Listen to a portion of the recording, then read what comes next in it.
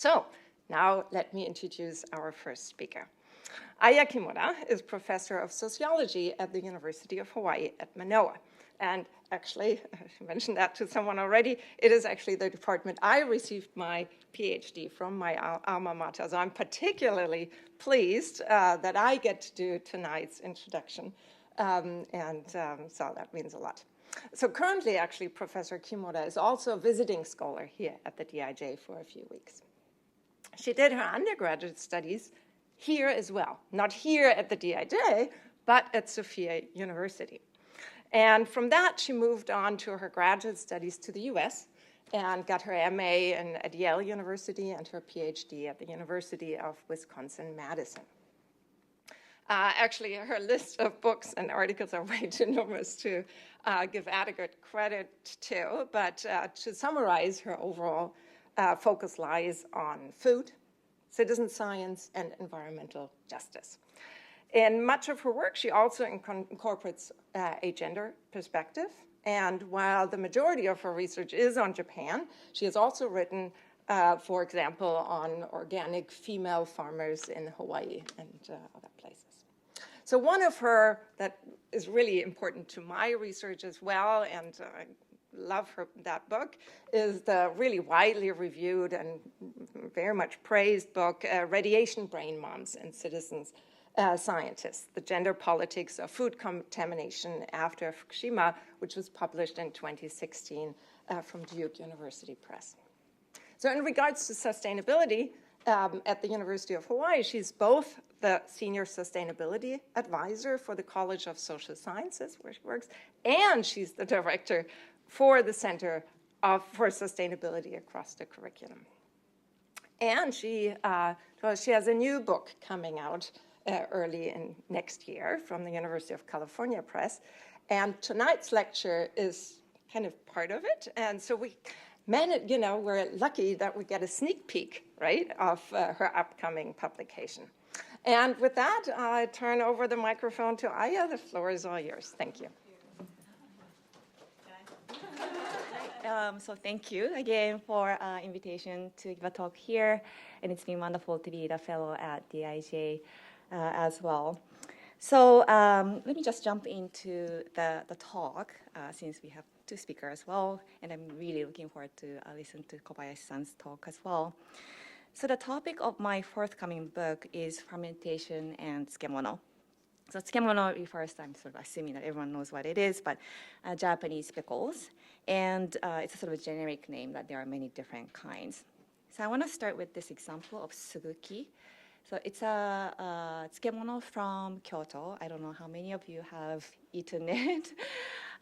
It's a very sort of unique vegetable variety. So this is suguki, the vegetable, or sugukina, in other words. And it is using this particular variety of brassica species, only grown in Kyoto in the Kamigamo area. And it's fermented only with salt during the winter month, yeah? So this is sort of how they salt it, and then the output, suguki, the pickle, is on the left side. So I was going to actually research the linkage between tsukemono and agricultural biodiversity. That was my sort of initial interest. But I actually was very surprised to find out that the tsukemono, like suguki, has become very rare, meaning that the tsukemono that uses the local, unique vegetable variety and is fermented has become so rare in today's commercial tsukemono market. Okay, so this became my one of the research questions for the book, and so the question is, how did tsukemono lose fermentation? Okay, so if I put it in a sort of SDS, Science and Technology Studies, where I tend to situate myself academically. And so in the parlance of SDS, we might call this an antibiotic turn, right? And ask, how did this antibiotic turn happen to tsukemono? By the term antibiotic turn, I'm referring to the attitudes and behaviors that see microbes as threats and negative risks, and that then tends to result in the elimination and the strict control strategies.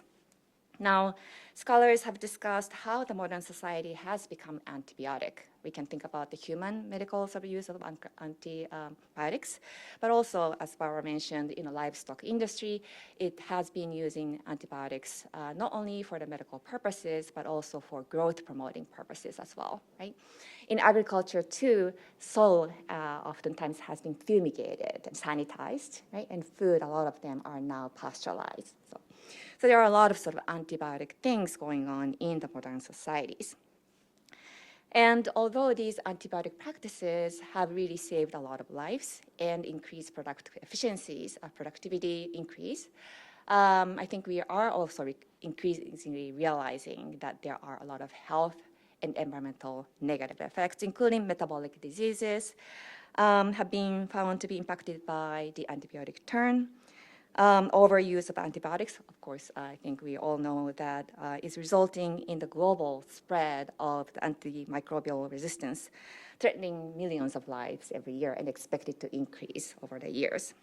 And it is also an environmental issue, right? So if you fumigate soil, it changes the soil microbiome, and there are studies that are showing that it increases the emission of the global house gases, right? So increasing the climate change potentials. Okay. So the drawbacks of the antibiotic turns have increasingly becoming clear.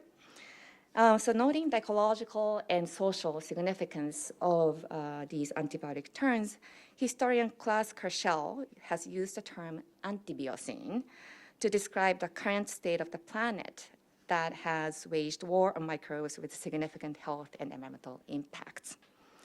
So I'm situating my research of tsukemono as the study of the making of the antibiocene, right? And set that into the context of Japan and sort of interested in how that has happened in this particular place through the study of a particular food practice.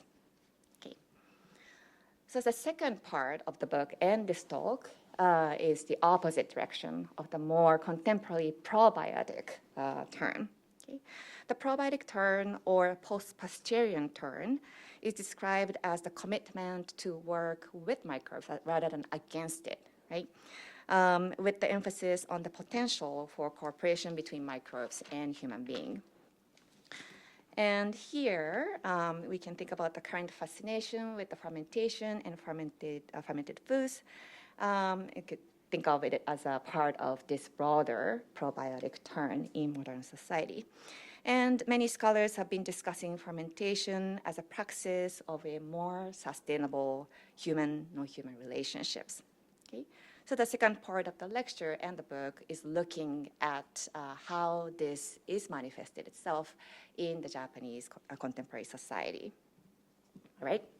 So that's sort of the broad sort of academic scaffolding for the research around tsukemono. So you might have been wondering, like, why tsukemono to study about sustainability, but that's how I am seeing sort of part of this broader historical trend of antibiotic and probiotic trends. Okay? So let's start with the antibiotic turn. Okay?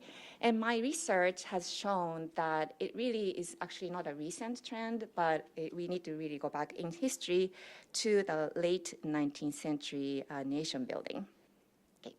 So antibiotic shift began with Japan's efforts for the industrialization and modernization of the military.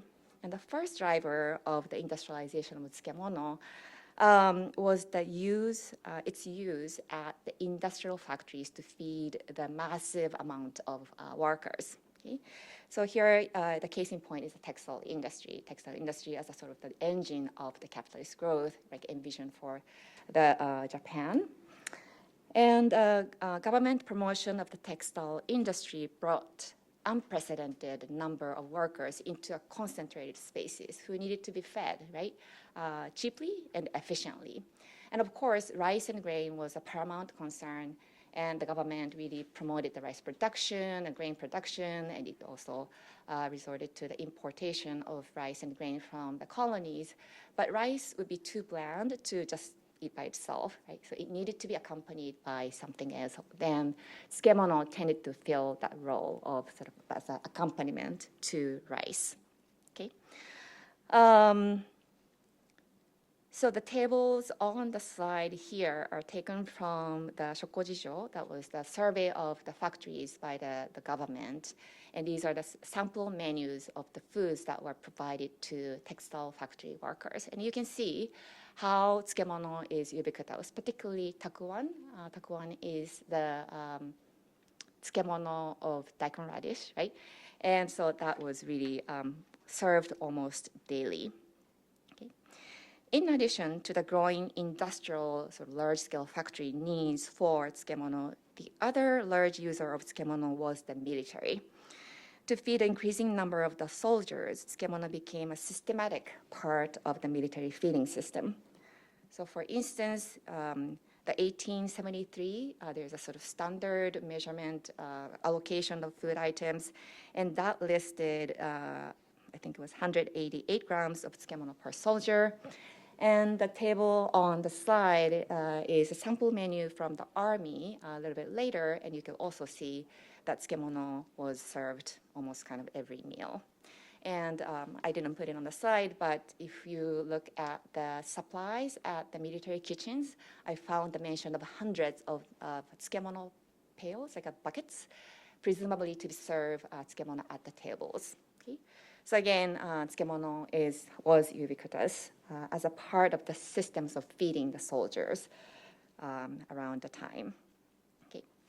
Now, given these large-scale users of tsukemono emergent, tsukemono making had to change, right? So tsukemono making, people made it for subsistence purposes for your family, but there were families who made tsukemono for sale, and that tended to be the side sort of seasonal job for farming farmers, right? So, but given this large-scale needs from the factories and the military, the tsukemono makers, some of them really scaled up.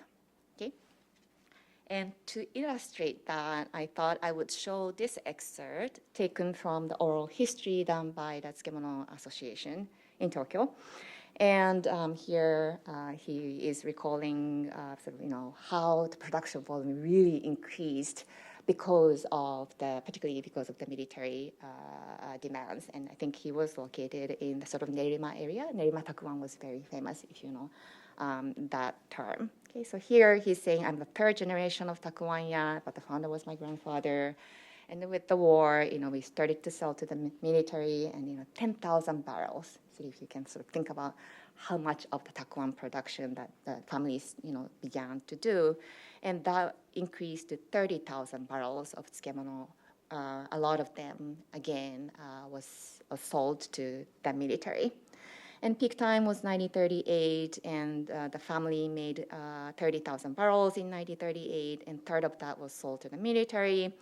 And here, it was when the song Joshu, Joshu, people and the horses march on, was popular. And so he was referring to this sort of military song. So my takuan barrels were also carried on the military horses and went to the Chinese continent. So it was not just consumed in the state, in Japan, but also went abroad as the Japanese empire, right, really, increased its reach. Okay. Now, as Japan's military expanded overseas, however, the preservation of tsukemono became a problem that needs to have a solution. Okay? Of course, fermentation is a preservation technique. People do it to preserve food, right? But as the reach became longer and longer and going to different kinds of climatic conditions, the fermented tsukemono was not sort of complete, and that the military started to look for different kinds of technology, and that was canning. Okay? So the military started to look for the canning of tsukemono. The military in general was really central to the development of canning technology in Japan and, of course, in Europe as well. For tsukemono, the key item was fukujinzuke, which tends to be right next to the curry rice right now, right? So fukujinzuke is a type of tsukemono with vegetables in the boiled soy sauce-based soup. Okay? And so military tried to can this tsukemono. And here is an advertisement that I found in the archive of Asahi Shimbun newspaper for a canned fukujinzuke. And it's citing in the middle a military person who is stationed overseas, commending that the canned fukujinzuke never spoils and we love it kind of thing. So yes, the military introduced the canned fukujinzuke during the Russo-Japanese War, and it quickly became the staple for the military food. Now, canned tsukemono was increasingly useful for the military as it expanded its imperial reach. And I researched the archive of the Journal of Canning, this is Japanese, and I found many articles written by the military personnel, but this one in particular written by Miyoshi Uneme, who was affiliated with the army, and he was kind of explaining why we want canned tsukemono. And here I'm just showing you part of that excerpt. And he's saying here that tsukemono now had to endure from below 40 Celsius in Manchuria to 40 Celsius in Shanghai, right? That as the empire expanded, tsukemono cannot be just a good in Japan. It had to be able to travel with the troops to such different climatic conditions for an extended period of time. So this, I think, was sort of an interesting connection between the empire building and the shifting production of tsukemono for antibiotic direction. Now, after the war, another significant antibiotic wave was the pasteurization of tsukemono. Now, pasteurization refers to the application of heat to kill microbes, right? In explaining the spread of pasteurization, scholars have noted the food hygiene concern and the disease prevention as the major drivers. But the case of tsukemono shows additional concerns as the motivations. But let me hear, there are multiple, but in this talk, I want to talk about just one driver behind this another additional antibiotic trend, which is a supermarket revolution. Okay. I'm focusing on the supermarket revolution because scholars in food studies have talked about that as the major reconfiguration of power relations in food system in the post-war era. Okay. And the consequences of the supermarket revolution that has been pointed out by scholars have included the marginalization of small food producers and the peasants.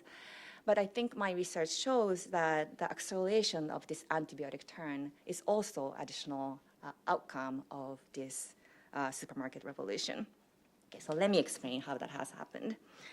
So the genius of the supermarket is that it cuts down on labor costs by eliminating the staff who used to, cut it for you and price it and give it to you, right? And this price, is already there, so you don't have to have a person. So in other words, the supermarkets are different from the previous mode of food retail in that it's self-service, right? So that's the sort of revolutionary aspect of it. But the self-service supermarkets required a drastic shift in how food products were presented to customers. Foods needs to be individually packaged and labeled. So in terms of tsukemono, until the 1960s, tsukemono was typically transported in barrels, right, except for canned tsukemono. And from it was sold, so a staff person would take it out and it would, chop it off and cut, for the amount that you wanted. And you wrap it in a bamboo leaf or put it in a kyogi, which is a thin sheet of paper, and that's how you sold the tsukemono before. However, in the supermarket environment, tsukemono had to be individually wrapped, priced, and labeled already. Okay. However, individualized packaging of tsukemono, particularly for the fermented one, presented an enormous problem because fermented tsukemono is a living being, right? Even if you take it out of the barrel, it continues to breathe and it emits gases. So if it is sort of put in an individualized, tightly packaged thing, the gases could burst open the packaging. Okay, so then it needed to be pasteurized. Okay. So the growing plastic packaging industry solved this problem by coming up with the plastic packages that could be pasteurized. So here in this quote, again, from the oral history account by the tsukemono manufacturer, he's talking about, in addition to the supermarket revolution, there was actually a packaging revolution that eliminated the problem of, right, so they could go bad and, they're dirtied and so forth. Now that is taken care of by pasteurization. All right. So far, I have been talking about just the production side, but let us just look at one element on the consumer side. I can talk about many others too, but here I want to talk about the changes in what I'm calling sensing culture as a factor on the consumer side in propelling the antibiotic turn. Okay. So fermented tsukemono was increasingly unpopular, and one key reason for it was, I don't know whether many of you might concur, it's a smell, it's a stink, right? So modern consumers increasingly consider the smell of fermented tsukemono as a sort of bad odor as opposed to a lovely scent. And so here is a quote on the slide from a tsukemono manufacturer in the 1980s, observing that the consumers starting to avoid the scent of tsukemono. Now, the labeling of the scent of tsukemono as a stink and bad odor is actually a really interesting historical phenomenon. It's a very sort of anomaly if you look at the history of tsukemono, because it used to be called, or is still called, konomono, meaning that it's a thing with a scent, right? Scent was a highly valued cultural sort of aspect of tsukemono. And so, for example, during the kaiseki cuisine, konomono is served to clear the palate and refresh the olfactory profile, right? So not only the taste, but the scent was an important social value of tsukemono, which now is considered a stink, a negative thing. Okay.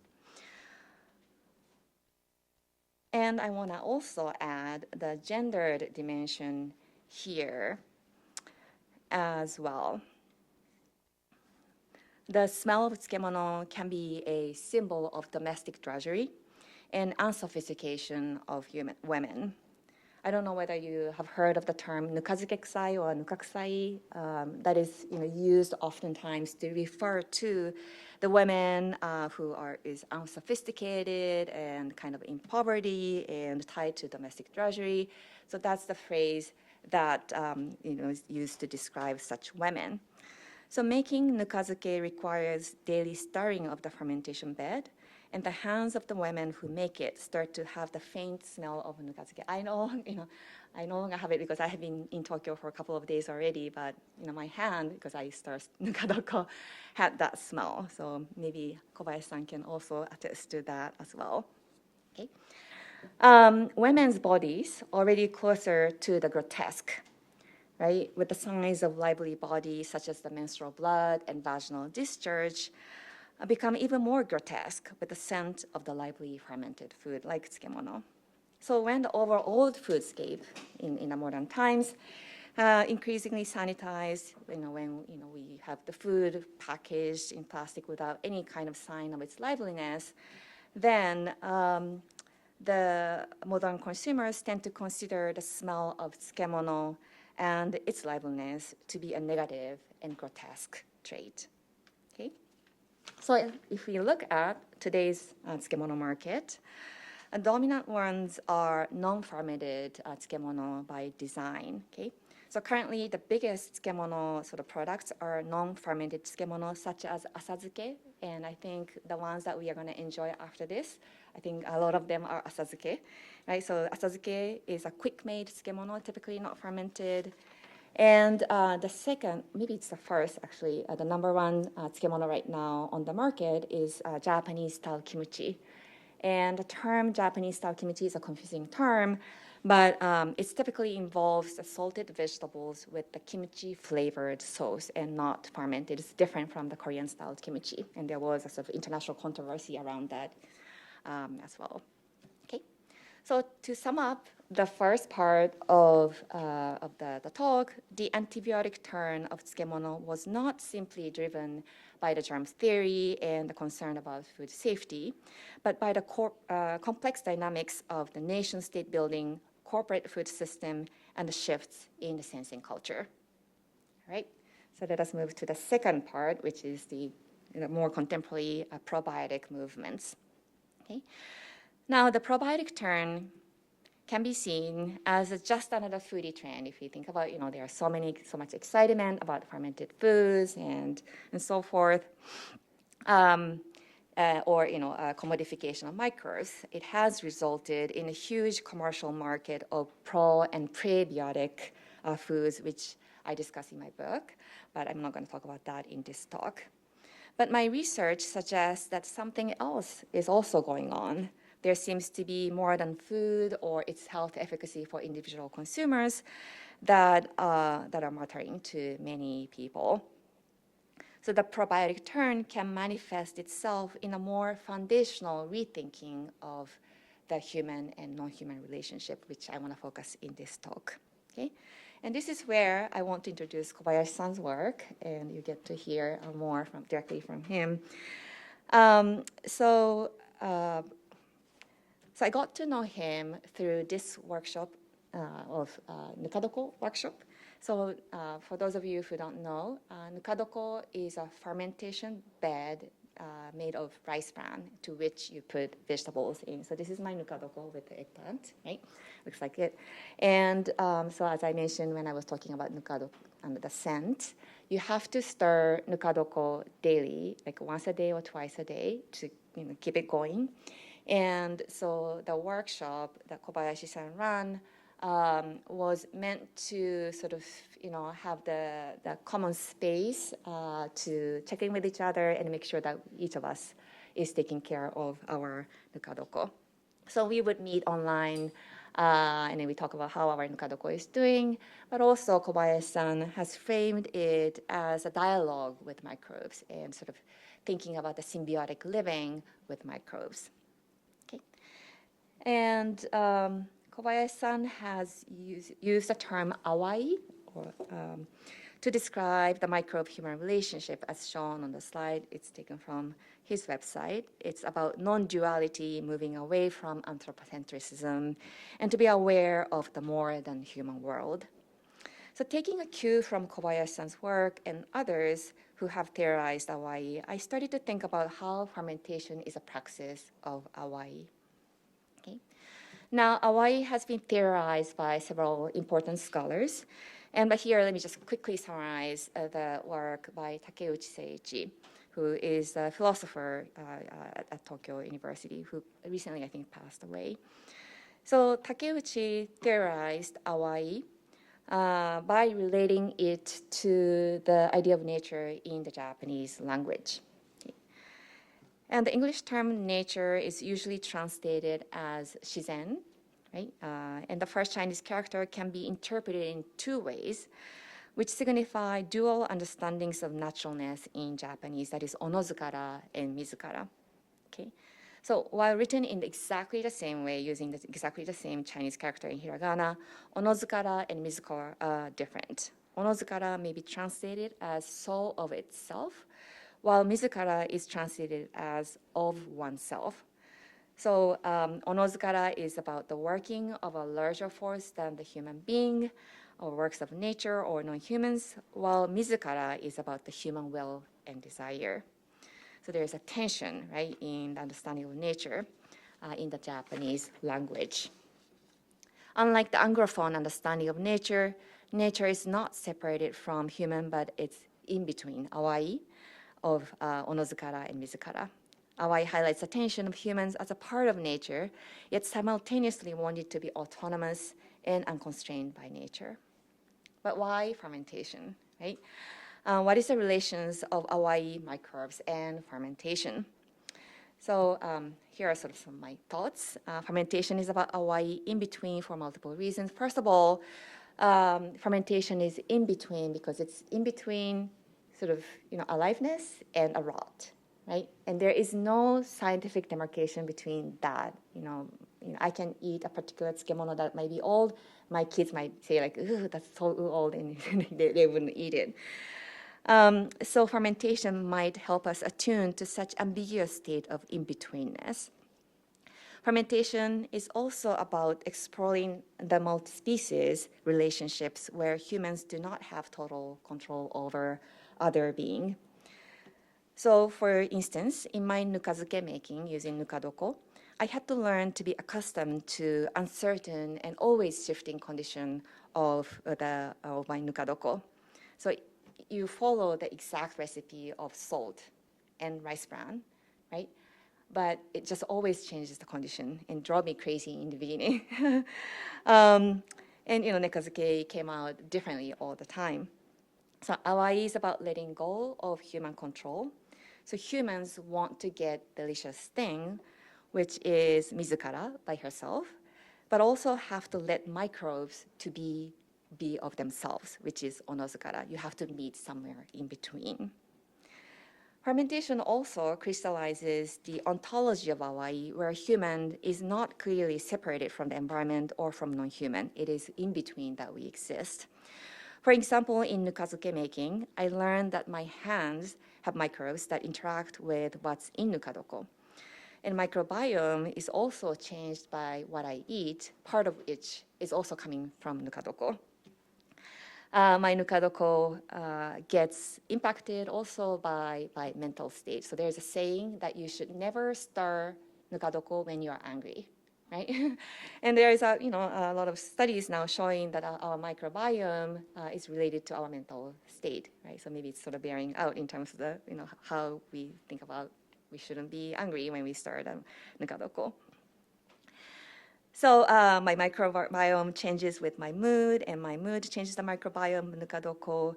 It's a looping cycle of microbes influencing us and us influencing them. And here, we and they are not clearly separated because microbes are in me and on me, and in fact, maybe changing what I do and think. So fermentation brings out the fact that humans are always in relationships with microbes, and the human ontology becomes porous, open, and indeterminate. And finally, fermentation orients people to the complexity of non-human and human relationships. And they are more dynamic, and they are at multi-scale. And to illustrate, I want to talk about this one fermentation practitioner who harvests wild yeast from his backyard for his bread making. Okay? And he said that even as you try to harvest the microbes from around you, in the same container with exactly the same ingredients, in the same exactly the same place here, what you get changes all the time. So one on the right-hand side, I'm not sure where you can see the color, it's really pretty green. And this is what he wants for bread making. But he said that when there is an aerial spray of agrochemicals, the pesticides, in his town for rice fields, he tends to get, I think he said, black. And gray one appears in August during the Obon period when a lot of cars come back to his town. On the other hand, during COVID, he really was able to get this a lot because of the less pollution, less traveling, less airplane, less cars coming to his town. Okay, so for him, the health of the entirety of the environment, right, impacts the microbes and the fermentive outcome. Okay, all right. So before I finish, I know it's time. I wanted to add some caveat, and awai and its connection to the Japanese linguistic heritage requires a careful attention to its politics. Indeed, fermentation and fermented foods are oftentimes discursively constructed within the nationalist frame. For instance, the Brewing Society of Japan has declared koji or Aspergillus oryzae as the fungi of the nation, and the Japanese government websites have claimed Japan as Hakko Taikoku, or the fermentation superpower. Right? So fermentation, with its rich linkages to land, identity, and customs, occupies a precarious place that can be easily folded into the conservative movements. And I'm talking about that a lot more in my book, but let me just finish it here. Okay, so let me conclude with two theoretical points. So the disturbance of the microbiome is a serious health and environmental issues. The modern society now has the lower microbial diversity with major shifts in membership and functions. And I talked about the health and environmental consequences. Now, the overuse of antibiotics tends to be highlighted as a driver behind this worrisome trend. My research shows how fermentation foodways themselves have been transformed and how they are related to the nation-state building, industrialization, expansion of large corporate actors in food sector, and the changing sense in culture. In other words, I point to the important role of power and inequality in the making of the Anthropocene. This kind of analysis should help move the conversation on remedies to the Anthropocene from an individualistic and short-term one to a more long-term historical and structural ones. Okay. Second is a shout-out to area studies like Japanese studies. So Anthropocene is a global issue, and like its cousin concept of the Anthropocene, it tends to be narrated in a globalist manner. But my data on tsukemono and fermentation in Japan shows the importance of telling this story from a particular place as well. Echoing Gabriel Hecht's call to put the Anthropocene in place, how do we emplace the Anthropocene and the reactions to it? Different communities are turning to divergent cultural repertoires and toolkits, like the idea of awai, in helping to shift towards a more probiotic directions. Now, in the existing literature on multi-speciesism and ecological sustainability, there are a lot of shoulds. We should stay with the trouble. We should practice passionate immersion with the nature. We should learn to be affected by non-humans and so forth.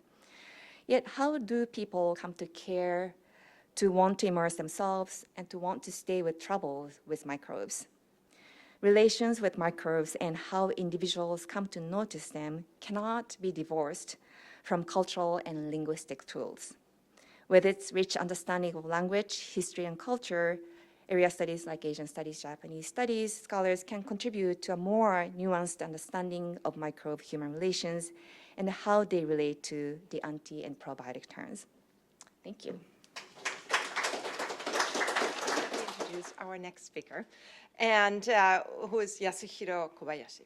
He's the founder of Ecological Memes, and I believe he will explain us in a minute what that actually entails. And he is both a driving force among Japanese social entrepreneurs, but he also runs a community farm of regenerative agriculture within the urban cityscape of Tokyo. So he really sets an example of combining both environmental sustainability, as far as I understand, with social sustainability with his efforts in community building. So I very much look forward to learning more about your work, and Kobayashi-san, floor is all yours. Thank you. So thank you so much for the great introduction, and then thank you for the great talk, Aya-san.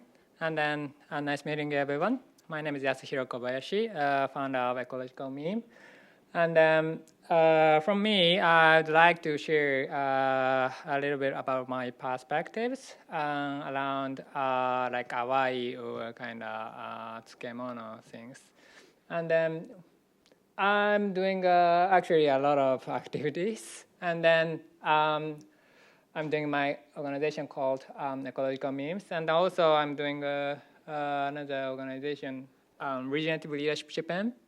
And then this is a book I translated into Japanese, Regenerative Leadership. It's all about how we live our life or doing our business, or how we transform the doing way of living or doing business in terms of how we kind of reconnecting to life and then integrating in nature and then outer nature, and then connecting or making a bridge with inner aspect with the like social kind of transformation, as Barbara said. So, and then I go quick as much as possible, as I have a lot of slides. So, yeah, I based in Tokyo and then live with my family, daughter, and then 7 years older, and my wife. And then I really like nature, and then I always take her to the nature and then spend a lot of time. And then I also interested in how our ancestors really kind of relate with the world, especially as a part of nature. So I'm kind of interested in ancient practices or ancient cultures in Japan, and then I do a lot of kind of aesthetic practices in Japan as well. And then, yeah, and then also I take a lot of business leaders or kind of individuals into the nature so that they can open up the awareness of what's really happening around this world and then what is happening in the nature.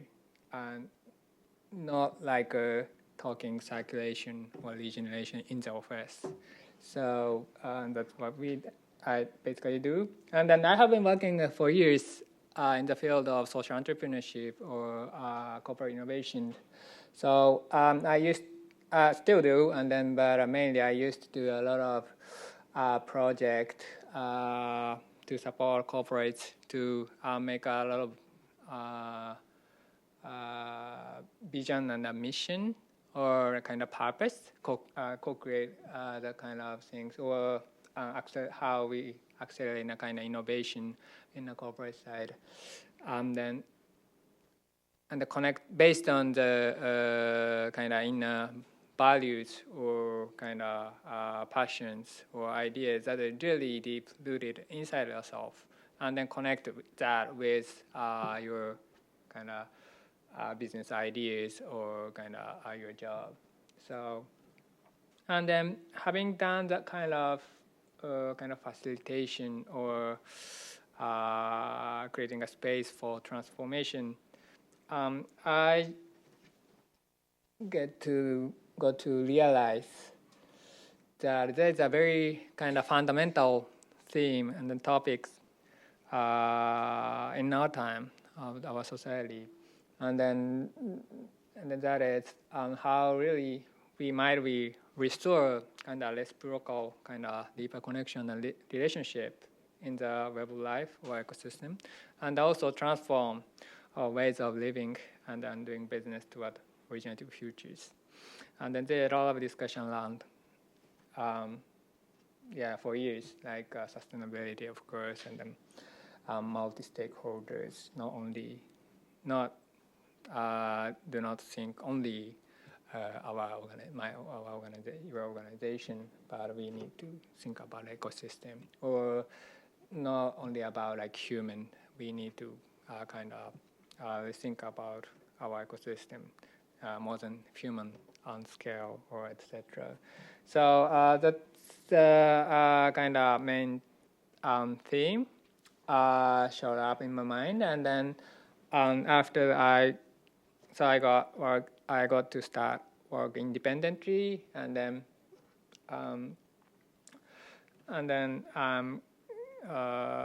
giving a lot of kind of training or kind of lectures in the corporation, and then taking some leaders to the nature, and then co-creating an opportunity for individual or organization to transform toward the kind of futures. And then I do some lectures at the university, and then this is the one in Tama Art University about regenerative design. It's actually about AIDA and then awai that as I mentioned, and then design approach beyond dualism. And then I sometimes talk about the Japanese ancient ecological cultures. And then this one is Minakata Kumagusu. You may have heard of it, but he's a very distinguished researcher in Meiji period. And actually, his philosophy or practices really inspired me. I may talk about him a lot later. And then also write an essay about Hawaii or kind of regenerative cities, and then redesigning Japanese ancient houses, etc. And then this is what Baba-san mentioned. I'm also interested in how I share these kind of perspectives and practices in a very local community with kids or like with neighbors. And then that's why I started my farm, and then I'm doing rice field in Chiba Prefecture. And this is also like community activities. And then we do in a regenerative way, perennialized rice cultivation. So it's a more kind of way to according to a natural ecosystem. I don't go deeper, but these kind of things. And then also, and this is my farm in Saitama, Kasukabe. And then it's we describe ourselves as a community-supported agriculture in a regenerative way. So we don't use chemicals. We don't use any so we are trying to restore the power of natural ecosystem in a diversified way. So, and then what is really important is not only about the nature ecosystem, but also it's regenerating ourselves. So like people come to our farm and then they really get energized, and then they really feel better. And then, yeah. So, and that kind of practices really teach me a kind of the clues to overcome the modernized separation between kind of human natures. And then, yeah. And then also, I really like a lot of fermentation food. And then, yeah, I not only producing vegetables, and I make a lot of fermented. And this is a drink, and then also like pickles, and then takuan, as Aya-san said, pickled, white rice pickled. And then so we grew up a lot of takuan daikon in our farm. And then actually they have never used to make takuan, but as I'm doing really kind of, it's really fun, and then it's really tasty, and then like a lot of people come to our farm, and then they just know takuan at the supermarket, but they never know. Like people never, like most of the people, and not everyone, but most of the people don't know where it comes from, and then how to make it, of course. So we do that kind of workshop and together, and then making a takuan. Not only it's very delicious, but it really tells us how natural environment let us alive. For example, including we need wind, very cold and then dry wind in winter. And then in winter, in the northern part country area, like the east part of Japan, and in the winter, the dry wind, cold wind coming from the Japan Sea, and then beyond the mountain and coming down. And then that, I didn't like it because I'm not good at coldness. But after start making takuan, I really feel, it's something like a blessing. Like, and then we start to kind of celebrate that kind of wind, because that we know that really make very delicious takuan and dry. So that kind of small findings on the inside really gives me a lot of kind of abundance, feeling of abundance to live. in our life. And then, yeah, my daughter really likes a lot of this kind of works, and she has been doing from 2 years, so she's much better than me already. And then, yeah, and then this year we did 700 plums, Japanese plums. We harvested just in front of my house, and then, yeah, and then umeboshi, and then, yeah, like a lot of things. Then also we are dying with the plants, etc. But anyway, these kind of practices or way of living really makes me realize and appreciate how kind of entangled existence of non-human really let us alive. And this is, we all know actually, but we might be incorporated into the economic or social system that where we where it might be a kind of difficult to feel or difficult to experience this kind of very basic foundation of life. So the question is, how might we kind of reweave our daily life or social activities as a part of natural ecosystem and the circulation of life? And then that's the topic, and then that's why I founded my organization, Ecological Meme.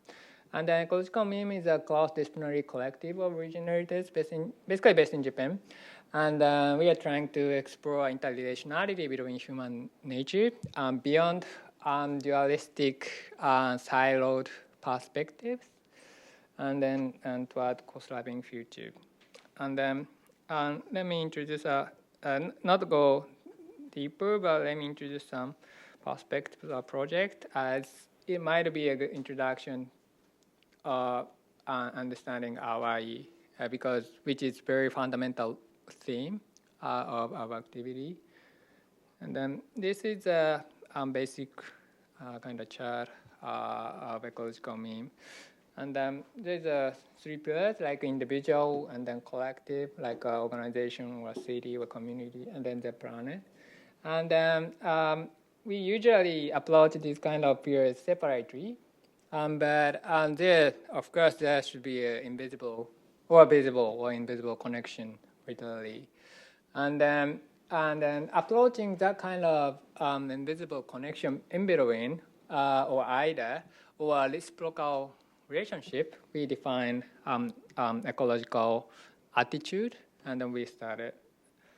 And then we do a lot of project, but for example, holding a learning program, and then about regeneration, or we inviting kind of ikebana artists and anthropologists, and then journey to re-encountering the world through plants and anthropology. Not about getting a knowledge of plant, but how we re-encounter the world through plants.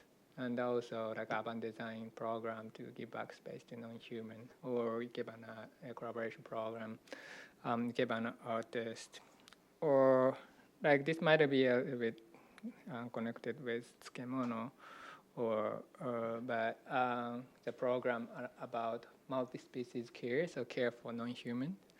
And then in this program we explored how to redesign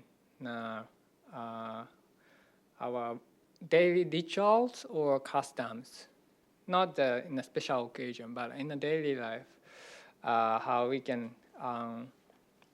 interweave the relationship more than human existence. And participants do a lot of kind of researches and practices, and then we did an exhibition in Kyoto last year. And then we also do the global forum, and then this also title is Hawaii. And then actually we started in 2019 our forum, and then but at this time the topic was Aida, not Kaiku, so we call Aida, but in English we use restoring the in between. But after that we saw kind of it's might be there might be a little bit kind of slight difference between in between and either what we mean. And so it's actually on Tube, so if you're interested in, please look at it. And then this was held at the Zen Temple, but after the COVID-19, we started Global Forum online, and then this is the one that Aya-san introduced. And then this one, the title was Emergence from Awai, and then Originating Human and Human Relationship. And then, and then the 2022, we did the forum under the topic of animism, so re-encountering animism, not something very traditional, very kind of old-time things, but how we can kind of make a new relationship around this topic. And then we also had a food animism session also, and around the food system. And then also antibiotics, from antibiotics and the symbiotics, as Aya-san said. And then it's a very interesting topic for us too. And then, as we did like Global Forum, and then it was very interesting to share this kind of perspective with people not outside of Japan, and because Hawaii, they never know about it. But we like to try how we can share or learn each other. And then, it was there are a lot of reactions from people overseas. And then, actually, this October, we are having a forum in London, and then Paris, and then also Berlin as well. So in October, exhibition and then forum, So, there are some other kind of practices about either. So, but I think it's a kind of time. We are trying to do this kind of insight into the tangible something, and then we create this card like Sweden Koroba, and then also trying to illustrate this kind of ecological connection, how human live a life, be part of our nature, not like just. Of course, it's important to feel it, but at the same time, we are trying to reframe in an ecological natural science perspective as well, with the collaboration of ecologists or researchers, natural scientists. And then also, this is about Ryuiki watershed and a project in Tottori Prefecture. We are trying to illustrate how we really connected everything. And then not only the visible water, but also the underground water. And then there are a lot of kind of works or functions of microbiomes really connect, and moss and then trees and then rocks. And then even human activity is really related with that. And then so our ancestors really see it, and then do a lot of kind of practices around that. But like today, especially our generation, really hardly see this kind of connection. So the project is how we can restore the kind of connection, and then also practices. And then I'm wrapping up, and then basically there's everything that I taught in nukadoko, I feel, because nukadoko is for me is a very kind of friendly entrance to the world of the unknown, to the world of non-human world, because it's invisible, but there are so many numerous kind of microbiomes and then make living. And then once you started nukadoko, you really feel, oh, it's alive, because you feel differently, you taste differently, you smell differently every day, every condition, and I feel like as the more you get involved with nukadoko, and then the more you feel like a kind of connection of what you're really feeling. So in this community, what we have tried is not just in a busy day, like rushing into the state, but that is happening always. But at this community, once a week, we're trying to have a time to make a greeting to the nukadoko. And because it's a pet of fermentation or microbiomes. So say like a high to the nukadoko and then feel it before just stirring it, and then trying to make a kind of conversation like in a somatical way.